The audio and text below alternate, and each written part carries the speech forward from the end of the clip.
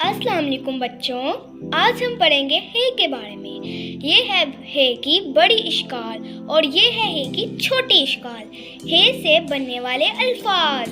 हे से हकीम, हे कॉफ छोटी ये और मीम हकीम।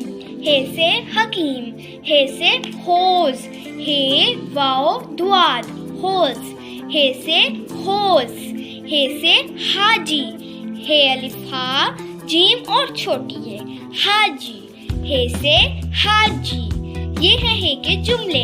हाजी हज करता है, हाजी हज करता है। हौज में पानी है, हौज में पानी है। हकीम दुआ बनाता है, हकीम दवा बनाता है। ये है हे के जुमले और ये है हे के अल्फाज।